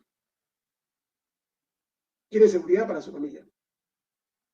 Son 4 cosas, concéntrese Castillo en 4 cosas fundamentales. Salud, dale salud al pueblo.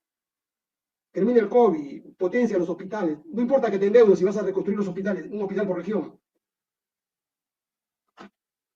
Empleo, quiere un programa masivo de empleo. No un programa precario, no un programa de barrer calles, no. Grandes obras públicas. El pueblo quiere seguridad, tiene que potenciar a la policía. Olvídate de las rondas, eso para la sierra, pero en Lima, en las zonas urbanas, tiene que usar la tecnología. Eso ya está descubierto. El pueblo no quiere vivir bajo el miedo, bajo el homicidio, bajo la violación. Y es un programa fácil de hacerlo. Pero necesita gente que conozca, pues. 4, educación. Tienes el Canal 7, toda la red de Canal 7 votadas. A través de la red de Canal 7 de Radio Nacional se puede hacer un maravilloso, los que somos educadores sabemos, un poderoso, un potente programa de educación a los niños, a los jóvenes, prepararlos para la ciencia, para la tecnología, para la gran revolución tecnológica que se avecina, a la robótica, a la inteligencia artificial. No pensemos en retroceso hacia el pasado, no vayamos hacia adelante, lo que han hecho los chinos. Que han dejado de lado todo el milenarismo y ellos han entrado, digamos, a la vía del desarrollo. Parar de comer a su gente. Por eso que se mantienen, si no hace rato los chinos estarían ahorita, digamos, colapsados. Desaparecerían como desapareció la Unión Soviética. Pero ellos han aprendido de los rusos. Que si no le dan de comer a su pueblo, que no le dan educación, no le dan salud, el pueblo no lo va a apoyar y el pueblo lo va a sacar. El pueblo te puso, el pueblo te saca. No le des la espalda al pueblo. Olvídate los cantos de sirena de esos asesores que no saben dónde están parados, de tus cortesanos, de la gente que te sopla al oído cosas que te llevan a ti al desastre. Tiene que hacer política, la gran política, no la politiquería. Tienes que pensar como un estadista. Los estadistas son gente muy imaginativa que se reúnen, que llaman a gente más inteligente que ellos, que los tenemos fuera del Perú. ¿Para qué? Para que solucionen los problemas de los peruanos. Están ahí, pero no vienen porque todos los años o cada 5 años el gobernante es rodeado por una corte de medrosos que viven de eso. Por eso se llama cortesanos, ujieres. Tú tienes que reunirte de gente inteligente que sepa más que tú, inclusive. Esa es la grandeza de un estadista, de un líder. Y si no lo entiendes, tú mismo pues estarás cavando tu tumba, ¿no? Porque estoy diciendo públicamente. Yo no tengo ningún interés personal en ser asesor de nadie, anticipo ya, te lo dije personalmente. Tengo mucho trabajo. Pero me interesa mi país. Por eso me quedé. Si no estaría ahorita en Alemania, estaría en Estados Unidos o estaría en Francia enseñando en esas universidades. Pero yo tomé una decisión. O me quedo en Europa o me quedo en el Perú. No puedo estar en 2 sitios a la vez. No puedo vivir con 2 mujeres. No puedo tener 2 hogares, 2 familias. Es imposible, es una locura.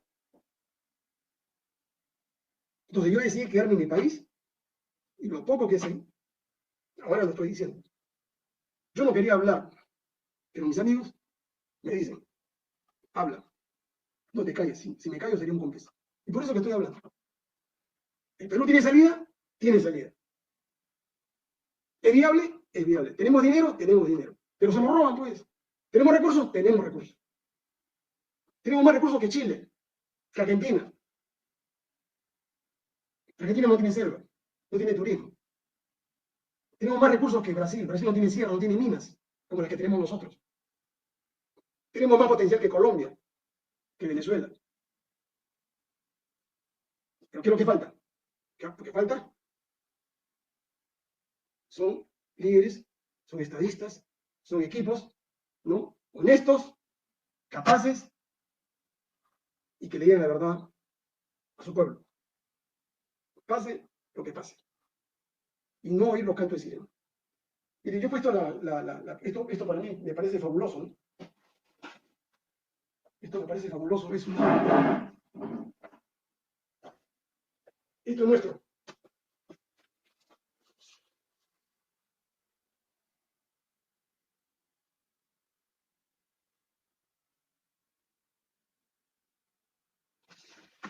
Esto es nuestro.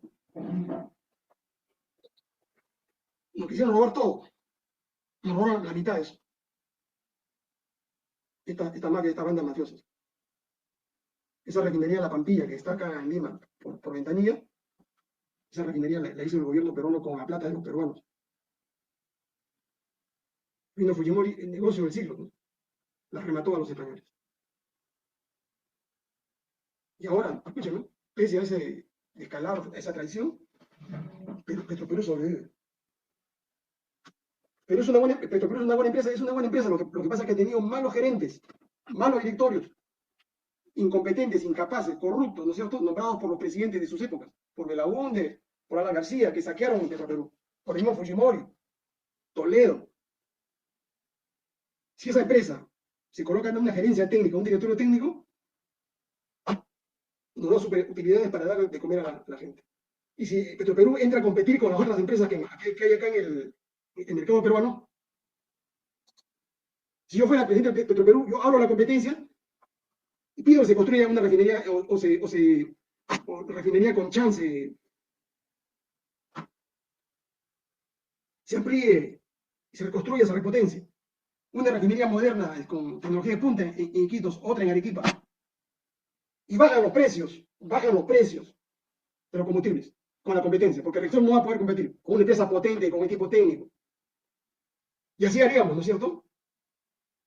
El Perú solamente necesita tener unas 30 empresas públicas, claves estratégicas. No necesitamos tener 500, 400, eso no tiene sentido. 30 grandes empresas así como Petroperú. Otra en telecomunicaciones. Una en el agua, como se llama, pero moderna, pues que no esté en manos de gente incapaz, ¿no? Que solamente busca el bienestar de su familia o de sus parientes. Gente sin conocimiento. Hay que poner a gente que sepa manejar empresas, o sea, que sepa gerenciar.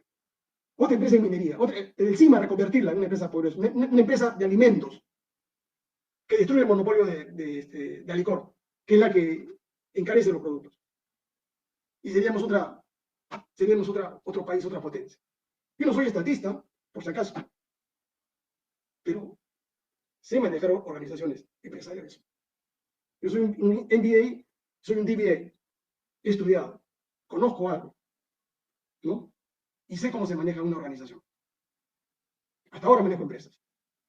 Ninguna de las que he manejado ha quebrado. En épocas de crisis. Porque estos políticos corruptos lo que han hecho, digamos, es saquear las empresas. Pero si hay un grupo humano, ¿no es cierto?, que tenga conciencia de patria, de su país, de que se puede hacer grandes cosas, contra los cantos de sirena de los neoliberales que dicen que la empresa es ineficiente, que puede ser grande. Eso es mentira. Yo hice un estudio sobre Telefónica en el año 92, donde probé que la compañía peruana de teléfonos había sido, expresamente, malintencionadamente, había sido descapitalizada y quebrada para venderla, digamos, a los españoles. Eso es un gran negociado que se hizo en Telefónica y en Entel Perú, las dos grandes empresas que teníamos nosotros. Eran empresas rentables. Inclusive, si una presidente de Telefónica podría tercerizar, podría contratar a una empresa americana, alemana, francesa para que gerencie la compañía para de teléfonos. Y le ponían teléfonos a todo el mundo porque eso era fácil, porque hay tecnología, pues. En el mundo la tecnología sobra ahora. Sino que le hicieron creer, ¿no es cierto?, los peruanos que tiene que hacer cola 3, 4 años para que tenga un teléfono. Eso fue un sabotaje para apropiarse de esas empresas, y así como esas muchas empresas durante el Fujimorato. Por eso yo estoy convencido de que el Perú tiene salida. Soy un tipo optimista. Y lo que pasa es que es un pequeño grupo, ¿no? No más de 40 grandes familias, grandes corporaciones que manejan este país como su chacra. Y eso, por el bien de los 33 millones de peruanos, tiene que terminar. Sin necesidad de apelar al comunismo, a Sendero, al estatismo, a las estatizaciones, a las expropiaciones. Es una estupidez. Que es el cuento que le venden estos reaccionarios, estos fascistas para hacerle sentir miedo, que ustedes tengan pánico. Y le lavan el cerebro, la cabeza, ¿no es cierto?, con esa ideología neoliberal. Para hacerles creer, digamos, que la única salida, el fin de la historia, digamos, es con el neoliberalismo. Cuando ha fracasado en el mundo. La prueba la tienen en Chile. Bueno, a partir de ahora sí voy a contestar algunas preguntas, preguntas serias, ¿no? Preguntas, porque hay unos idiotas, digamos, que a los idiotas no se les puede cambiar, ellos morirán, ¿no? Ellos morirán. Por una sencilla, así, ¿no? Y hay problema de ellos. Fíjense, por una sencilla razón. Le voy a dar un minuto de epistemología más o menos para que ustedes entiendan. Los seres humanos, cuando conocen las cosas, ¿no es cierto?, tienen una visión que parte de lo subjetivo, ¿no? Los objetivos somos nosotros, al objetivo que son las cosas, que son los fenómenos que están fuera de nosotros. Esto se llama proceso de conocimiento, esto se llama episteme. Algunos me han criticado porque uso esta pizarra, es un modelo artesanal, porque yo no tengo tiempo para estar pasándole a ustedes electrónicamente las diapositivas y todas las cosas que se hacen con la tecnología que se maneja, que también yo manejo, pero a mí más interesante se me ocurre una idea y voy de frente a la pizarra y en menos de un segundo les voy racionalizando el conocimiento. Fíjense, los seres humanos no somos tabula rasa, o sea, no tenemos la mente en blanco. Acá tenemos ¿qué cosa? Acá tenemos lo que llaman los alemanes Weltanschauung. ¿Cierto? ¿Qué cosa es Weltanschauung? ¿No? Es la concepción del mundo. Concepción del mundo. ¿No? Tenemos acá ideología. Tenemos acá prejuicios, ideología, prejuicios, ¿no? Que decía el famoso filósofo inglés Francis Bacon, ¿no es cierto? Nuestra visión está distorsionada por los cuatro ídolos. Una de esas era la tradición, decía, ¿no? Nuestros prejuicios, decía. Nos impiden ver, ¿no es cierto?, la relación que tenemos cuando conocemos las cosas, los fenómenos materiales, objetivos, reales, espirituales. ¿Qué más tenemos acá? Tenemos en la cabeza prejuicios, ideología. Tenemos teoría científica. Teoría científica. Yo me muevo en ese nivel de la teoría científica. En mi cabeza está programada para manejar teoría científica y a partir de la teoría yo leo la realidad. ¿Qué tenemos acá? Acá tenemos religión. Tenemos acá fanatismo político, ¿no es cierto? Tú a un fanático político, a un mercenario, a un sicario, no le puedes cambiar la forma de pensar. Ellos para hacer un chac, digamos, ellos reciben plata, le dicen 100, 200 chac, toma tanto.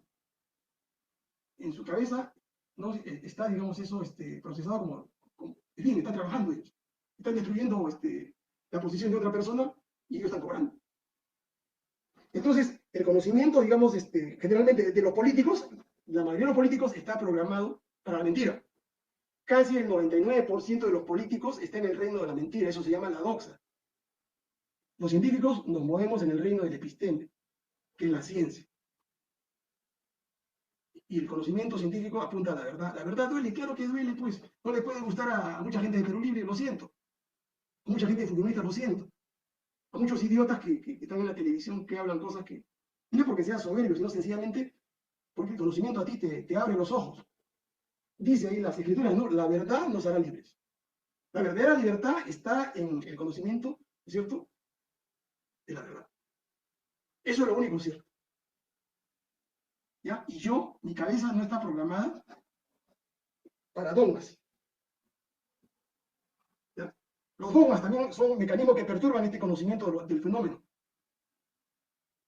O sea, hay una serie de factores que son como nubarrones que están en tu cerebro que te impiden leer correctamente la realidad.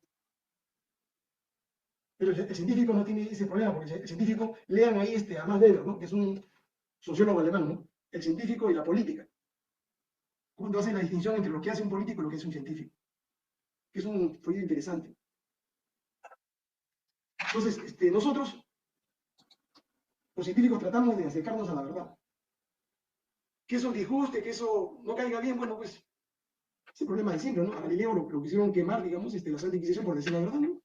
A Giordano Rondo lo quemaron por decir la verdad, porque no se quiso retractar. Proceso de conocimiento, ¿no? Sujeto conocente, objeto a conocer, ¿no? Y la forma, ¿no es cierto?, del conocimiento, ¿no es cierto? ¿A través de qué? De la sensibilidad. Pero ¿qué problema hay acá? Acá hay un bloqueo, acá hay un bloqueo cuando se producen estos factores que perturban la ideología, los dogmas, las creencias, los prejuicios. Eso te impide llegar a la verdad. Aquí, en cualquier parte del mundo, en China, en Rusia. ¿No? Y por ejemplo, para los kantianos hay una suerte de reconstrucción. Para los marxistas, digamos, lo que sigue es la teoría del reflejo, la verdad refleja. O sea, las cosas se reflejan casi auténticamente como una placa fotográfica y digamos en nuestro cerebro. Eso no es cierto. Eso ya ha sido rebatido. Es una teoría antigua. Ya con las teorías cuánticas. Sería explicar después una clase de cómo conocemos. Pero yo trato de vulgarizar esto cuando hago estos comentarios. Porque esto no es una cosa que se me viene a la cabeza, sino son datos estructurados en base a investigaciones que hace un equipo de gente. Como les he explicado, yo solamente trato de sintetizar las cosas. Porque la mayoría de científicos son enemigos, ¿no es cierto? Como yo, ¿no?, de estar en estas disquisiciones. Preferimos, ¿no?, hacer ciencia, digamos, de la manera usual, ¿no?, con un debate con gente, con académicos de nuestro nivel. Tú quieres que un PhD te explique un debate, pon otro PhD de otra universidad del extranjero. Pero no pongas pues a un PhD, a un doctor, digamos, con un salchipapero, con un parrillero de la Plaza San Martín, con un psicópata, con un fanático, ¿no? O con otro idiota que ahí que está en la red, difamando, indisponiendo gente, como uno que se llama Wilber Domínguez, es un psicópata, ¿no? Que escuchaba unos bandazos, cualquier psicólogo le recomendaría un tratamiento psicológico a este sujeto. Un día está que despotrica contra Castillo, contra Bellido, otro día que lo alaba, hace apología, es un arroz con mango. Pero alguna gente se deja engañar, pues, porque en el país de los tuertos, ¿no es cierto? El país de los tuertos, el chivo es rey. Yo estoy hablando ahora como comunicador, como periodista, porque yo soy, les he explicado, yo soy periodista colegiado, les he enseñado esto. Porque yo tengo que probar lo que digo. En las próximas sesiones voy a traer mis grados académicos, para que ustedes lo vean, que no son grados de azanga. Yo los invito, el día 16 de septiembre voy a tomar mi examen de grado doctoral acá en San Marcos. Se tramite a través de la web, pero en la web cerrada, tienen que inscribirse para que entre, para que vean cómo se gradúa un doctor ahí. Para ser doctor, mínimo 10 años. Este alumno mío que ha terminado una buena investigación de psicología criminal con problemas de los procesos, líderes aquí en el Perú. 3 años de estudio, más 4 años de la tesis, más 3 años de tramitología. Es terrible, ¿no? O sea, cualquiera no es doctora. Alguna gente sin conocer dice que los títulos, los grados, ¿de qué quiere decir? Hablan de Bill Gates, de Max Zuckerberg. Ellos son vampiros, pues señores, vampiros que han estado de tránsito por una universidad y se dan cuenta del negocio, de que uno puede extraer el conocimiento, la inteligencia, el cerebro de otros. Y hacer dinero con eso. Pero eso no es ciencia, eso no es espíritu científico, eso es negocio. Los científicos no quieren dinero. Los científicos, su vida, digamos, es buscar la verdad. A veces ni comen. Están 7, 8, 9 días preocupados por resolver un problema científico. Y ponen unos, no han tenido, digamos, estudios. Citan a Mariátegui. No hay punto de comparación, pues Mariátegui es un ensayista. Ahí en la torre. ¿No? Entonces hay que tener un poco de criterio, hay que tener respeto por los científicos, no por mí, ¿eh? Porque los científicos rehusan, no quieren colaborar con el país, con Castillo, porque ellos lo ven así, ¿no? A los políticos lo ven abajo, y no quieren bajar al nivel de ellos. Entonces, ¿qué tiene que hacer? El político tiene que subir, porque el científico le va a hacer el favor al político de resolver problemas. Pero acá los ningunean, los tratan mal, y quieren encima, ¿no? Entonces, ahí hay un problema bien serio, señores, y por eso que hasta ahora no se puede implementar pues, ese ministerio de ciencia, tecnología, innovación, desarrollo y cultura, ¿no? Que es el que yo creo que se debe crear. Entonces voy a pasar a responder algunas preguntas. Yo les hablaba de este señor Domínguez porque me difamó a mí y jamás me dio el derecho de explicarlo. ¿Ya? No se puede difamar a una persona por el hecho de que discrepe, ¿no? Con otro. Eso se llama tolerancia. Eso en el mundo, en Occidente, se solucionó en 1532, luego de la guerra de los 30 años. Si no, inconscientemente son unos fascistas, ¿ya? Intolerantes, dogmáticos, creen tener la verdad. Cuando ni siquiera pasó por una universidad, no tienen algún estudio especializado, ¿no? Que les permita hablar, porque para hablar uno tiene que tener cierta autoridad, cierto conocimiento, porque si no es un improvisado, pues es un vendedor de humo de cebo de culebra, como lo que ha sido el Perú, ¿no? El Perú ha estado en manos de estos vendedores de cebo de culebra, de improvisados, de gente que ha arruinado a los peruanos, que ha robado a los peruanos, ¿no? Con la complicidad de estos grupos de poder y la prensa mafiosa. Ya, entonces voy a pasar a contestar unas preguntas para agradeciéndole ya me pasé la hora, ¿no? Dice, vamos a apoyar para que gane de los te felicito que no tengo. Es un agrado poder escucharlo. Me dice, Cama pasa. Castillo tiene que escucharlo. Y yo he hablado varias veces con Castillo, por eso le digo, yo, ¿cómo le dice? No quiero ofender a nadie, ¿no es cierto? ¿Qué haces tú si una persona a quien tú le explicas no entiende? Con la ruta de la seda la podemos aprovechar del día del convenio que tenemos con Asia Pacífico, ¿no? Pero tenemos que tener capacidad tecnológica, no ser potencia industrial, si no es una pérdida de tiempo, porque no van a aplastar a nosotros. USAID está mal, ¿no? Que hayan autorizado el ingreso de militares de Estados Unidos. Los Estados Unidos están en bajada ahorita, señores, ya están en declive. Hay un libro acá que tengo de por qué los imperios colapsan, se los recomendaré, por ahí lo tengo, ¿no es cierto? Hacen la descripción de por qué cayó el imperio romano, luego por qué cayó el imperio inglés, luego por qué cayó el imperio español, luego por qué cayó el imperio chino y por qué por qué va a caer el imperio norteamericano. La ciencia es la única esperanza para cambiar el Perú, estoy de acuerdo con usted. El acuerdo firmado por USAID con cancilleres malos, pues negativo, afecta a nuestra soberanía. No, para los presos la ayahuasca no es rehabilitante. Eso te lo podría hablar otro día, ¿no? Desde el punto de vista de la psicología criminal. mí el fujimorismo ya es un proyecto muerto, señores, igual que el senderismo. El senderismo, el fujimorismo, el aprismo son proyectos muertos. El Perú necesita nuevos proyectos, nuevos líderes, nuevos equipos. Dicen, ¿por qué no habla de Keiko? Porque yo no puedo hablar pues, de un cadáver. Está muerto para mí. El proyecto era de su padre. Pero su padre, pues, ustedes saben cómo están. Y no era ningún proyecto. Todo lo que termina en ismo, escúchenme, escúchenme. Leguismo, 1920-1930. Sánchez de Rismo, 1930-33, cuando lo mataron los apristas. Benavidismo, Benavides, 1933-1969. El pradismo, como Manuel Prado. Había el partido que se llama Movimiento Democrático Pradista. El odriismo, de 1948-1956. El velabundismo, de 1963 al 1968. El velasquismo. El aprismo, nuevamente. El alanismo. El humanismo. El fujimorismo. El toledismo. Son proyectos muertos, inviables. Porque una sociedad no se mueve, no digamos, a la sombra de una persona. Eso se llama caudillismo. Eso se llama megalomanía. Eso se llama culto a la personalidad. Yo creo en un liderazgo horizontal, no creo en un liderazgo vertical, porque eso nos lleva a la dictadura. Yo creo en un liderazgo entre gente racional, antidogmática. Que yo me rectifico, si yo cometo un error, ustedes me demuestran que estoy equivocado, yo me rectifico. Un fanático no se rectifica, jamás muere. Dice, muero por mi principio, dice. El principio está equivocado, pero muere pues. ¿Por qué? Porque es un imbécil, ¿no? Está en el error y ofrece su vida.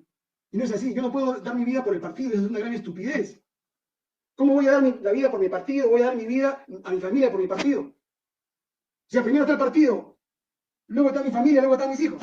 Es al revés. El partido es un medio para que la persona humana, que es un fin en sí mismo y su familia, se desarrolle y tenga bienestar. Ya, eso está al revés. El partido es un instrumento para el cambio político. Pensar así es pensar como los fascistas, como los comunistas, como los neoliberales. Para el neoliberal, salvo el dinero, todo es ilusión. Y a esa máxima, a ese axioma, digamos, sujeta toda su vida. Nosotros tenemos que ser más que Bolivia. Bolivia tiene 10 millones de habitantes. Bolivia tiene 40.000, 50 millones de dólares de Producto Bruto Interno.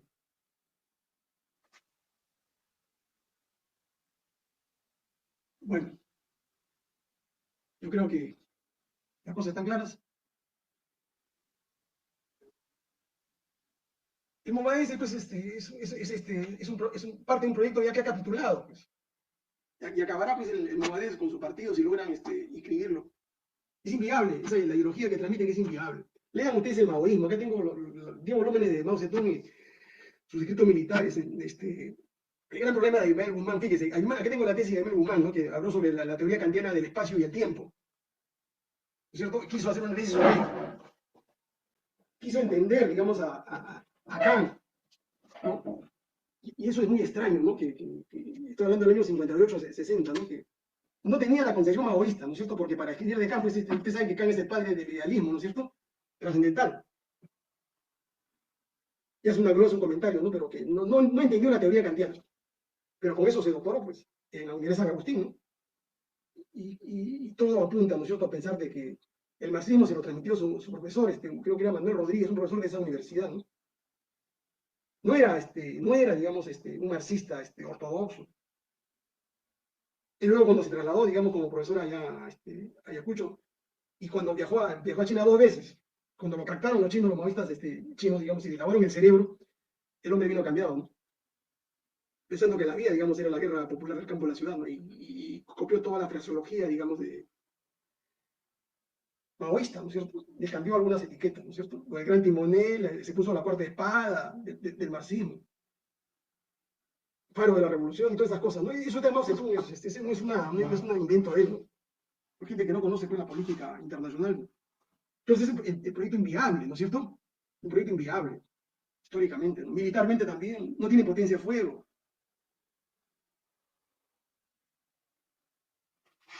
Entonces, la China va a ser la potencia mundial. ¿Por qué? Porque parece mentira, ¿no? ha derrotado a las potencias capitalistas usando las propias reglas, digamos, de la competencia. La competencia ha aplicado la teoría del libre mercado. Ustedes lean la Constitución china, que acá la tengo, ¿no? Ellos para entrar a la OMS, a la Organización Mundial de Comercio, han tenido que poner, ¿no? China es una economía, ¿no? Socialista de mercado, en la Constitución. Y con la regla del mercado los ha derrotado. Eso sería explicarle en 3 o 4 sesiones cómo es que China ha derrotado económicamente a los norteamericanos, ¿no? Y le doy una idea, ¿no? Para que vean, los chinos no son brutos, son inteligentes. Ellos no gastan sus presupuestos en financiar guerras militares. Las guerras militares se sirven para mantener el complejo militar industrial en Estados Unidos. Se llevan casi el 20% del presupuesto norteamericano. Y por eso crean guerras en el mundo. Los chinos no hacen guerras. Los chinos ¿qué cosas hacen? Esa plata compran minas, compran industrias. Por ejemplo, en Perú tienen como cerca de 10, 12 proyectos, grandes proyectos, ¿no? Lo mismo hacen en Bolivia, ¿no? O sea, tienen la penetración, la están haciendo. Eso se llama social imperialismo. Tienen la lógica capitalista de la acumulación, ¿no? De obtener la plusvalía del trabajador peruano y se la llevan a su país. Y los maoístas de ahora no entienden, ¿no? Y eso está, ¿no? Está acá en Lenin, está aquí explicado, ¿no? Si ellos leen acá, dice acá, el imperialismo fase superior del capitalismo, y explica Lenin cómo se produce ese proceso, que se está produciendo, digamos, en China ahora. Interpreten a Lenin, para que vean por qué China actúa de esa manera. Está dentro de la lógica, ¿no es cierto?, del desarrollo económico que China ha emprendido. Y que Marx ya lo había avisorado acá en el Capital, ¿no? Acá en el Capital, Marx ya lo había dicho, el proceso de globalización mundial. Son 3 volúmenes, pero el volumen que sirve es el primero. Yo tengo 3 volúmenes. ¿Por qué? Porque esto sí lo publicó, lo editó, lo corrigió Marx. Porque con los otros 2 volúmenes habían problemas, eran anotaciones, ¿no? Y Engels lo trató de armar para poder publicarlo, ¿no? ¿Por qué no publicó Marx los otros 2 volúmenes? Porque justamente en esa época, estoy hablando de 1865, se produce, ¿no es cierto?, dialécticamente el proceso de la negación de las teorías clásicas capitalistas, ¿no? La teoría clásica de David Ricardo y la teoría clásica de David, aparece toda la teoría marginalista. En el Capital, en este libro, Marx hace la crítica, ¿no es cierto?, de la escuela clásica. Cuando aparecen los marginalistas, digamos, él no pudo refutar todavía esas teorías. Y por eso no publicó los otros 2 volúmenes. Él tenía que, los marginalistas habían cuestionado su teoría de valor trabajo y él tenía que responder a esa crítica. Pero la muerte pues lo alcanzó ahí y no pudo. Pero otros teóricos marxistas han logrado. Uno de ellos es Hilderfeld, ¿no? Tiene un libro donde hace una refutación a esa teoría marginalista, y otros más, que acá no lo puedo citar. Ya, al respecto al curso, miren, señores, ustedes comprométanse, ustedes entreguen en un Excel los 1000 participantes y yo inicio el curso. Yo les pido que colaboren con este trabajo también en equipo, ¿no? Yo a mi secretaria no le puedo decir que haga ese trabajo porque ella se está mecanografiando 2 libros que estoy escribiendo. Ahorita estoy preocupado, estoy trabajando un modelo econométrico, ¿no es cierto?, que va a servir, ¿no es cierto?, el crecimiento económico, distribución del ingreso 2021-2050. O sea, estoy haciendo una proyección econométrica, ¿no?, de cómo sería el Perú de acá al 2050 cuantitativamente, en base a series estadísticas. Estoy en ese proyecto que para mí parece interesante. Si logro demostrar, probar, digamos, que la tendencia es correcta, entonces les puedo mostrar una fotografía de lo que será el Perú en el año 2050. Y el que decide políticamente, el presidente, los ministros, sabrán pues, a dónde se meten, ¿no? Y ustedes sabrán las cosas para no ser engañados, ¿no? Entonces, pónganse de acuerdo, ustedes son tantos, llámense entre ustedes, hagan un círculo, no sé. Ustedes me entregan la lista de los 1000 alumnos y yo empiezo. Yo le doy mi palabra de honor que yo empiezo. Además, los cursos los tengo desarrollados. Un curso que hay 5 años, pero lo puedo dictar, pues, en 6, 7 sesiones. Sintetizo todo. Si lo tengo en la cabeza, pues, no es problema para mí, ¿no? Pero ustedes, colaboren ustedes. ¿Ya? Colaboren. Ya. Entonces,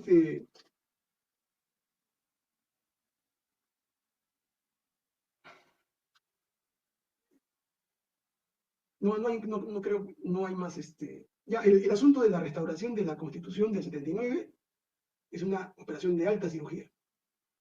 ¿Ya? Que hay que saber. Les puedo hablar de globalismo, les puedo hablar de epistemología, de filosofía política, de lo que quieran, de lo que sé. No me pidan que hable de medicina ni de física nuclear, porque eso no sé. Ahí me declaro ignorante. Yo no soy un todista, yo hablo lo que sé. Todo lo que sea ciencias sociales. Puedo hablar de cultura, de geopolítica. Pero ahorita lo más importante que ustedes tienen que aprender es la teoría política moderna, me parece. Para que sepan ubicarse y luego tomen ustedes sus decisiones. Yo no lo voy a adoctrinar, yo lo voy a enseñar la teoría política como ciencia, no la teoría política como praxis, que es otra cosa. En la teoría política como praxis se adoctrina. Eso es lo que hacen los partidos políticos. Yo no. Porque hay tres entradas a la teoría política. La teoría política como ética, la teoría política como ciencia y la teoría política como praxis. Yo le voy a enseñar la teoría política como ciencia. Ya.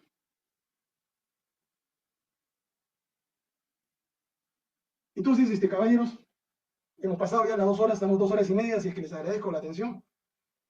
Y cualquier cosa que necesiten, probablemente, digamos, el próximo sábado, avisen a sus amigos, estaré nuevamente a las 8 de la noche, viendo el desenlace, porque estos 100 días, estos 100 días son fabulosos, ¿no? Lean ustedes la obra de un francés, Los 100 días de Napoleón, donde se decidió la suerte no solamente de Francia, la suerte del mundo, la suerte de Europa. 100 días, cuando Napoleón se escapa de la isla de Elba, me parece, porque luego en la batalla de Waterloo lo destinan ya a una isla más lejana, creo que es la Santa Elena, pues al revés, no sé, no, ahorita no tengo precisión. Entonces, los 100 días son fabulosos para hacer una tesis doctoral en ciencia política. Yo no tengo ya, porque ya he hecho yo 16 más 2, he hecho 18 tesis, ya yo no quiero hacer eso, porque ya me he corrido la cancha en ese plan. Ahora más trato de hablar con ustedes. Entonces, el asunto es bien simple, no sean flojos, inviten a los amigos, entréguenme el Excel con los 1000 participantes y yo empiezo. No tengo ningún problema, porque lo que tengo hasta ahorita registrados no pasan de 300. ¿Ya? Yo tenía para quedarme en Alemania, señores, en Estados Unidos, pero decidí quedarme en el Perú. Así pagado, rentado, en esas universidades. Acá en el Perú, inclusive, en las universidades hay mucha mediocridad. Y siempre al que sabe más, o que tiene más grado, más conocimiento, hay mucho mediocre. Y son los que manejan las maquinarias políticas en las universidades, ¿no? Impiden que gente nueva ingrese, ¿no? Por ejemplo, hay mucha gente que estaba en Oxford, en la London School, en Alemania, en Friburgo, ¿no es cierto?, que no han dejado entrar a San Marcos. Porque esos PhD son gente pues, de mucho peso. Y opacan, ¿no? Opacan a otra gente, digamos, que no tiene nivel. Pues, ¿no? Por eso le ponen escollos, no lo dejan entrar. Y eso hay que romperlo, porque estamos perdiendo ahí un capital importante, valioso, formado, que no le ha costado nada al Perú, al Estado. A ustedes no le ha costado nada, ellos han pagado así como yo, que debemos pagar nuestra educación. Quieren venir, pero no lo dejan. Ya. Entonces, ¿qué estén mandando ustedes? Ya, ustedes vean cómo organizan esto. Es fácil, pues, no, pues si no pueden ustedes armar un grupo de 1000, no pueden hacer ustedes la revolución, los que son de Perú Libre o los otros de otros partidos, ¿no? Es que es para todos, yo le enseño a los fascistas, vamos a hablar de fascismo también acá, de neoliberalismo, vamos a hablar de todo, de liberalismo, de comunismo, de marxismo, de anarquismo, vamos a hablar. Entonces, les conviene a ustedes, claro, porque es el nivel doctoral, ¿no? Que se lo voy a bajar a ustedes, gratis. El curso, $500 por cada uno, así cobran las universidades que me piden que dicte el curso, pero ahí son grupos cerrados, ¿no? De 150, cada uno paga sus $500.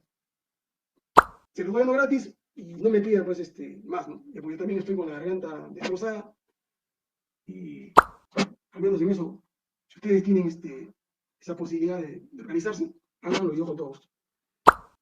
Muchas gracias, muchas gracias, muchas gracias. Abrazos totales, amigos. Buenas noches, cuídense, cuídense, cuídense.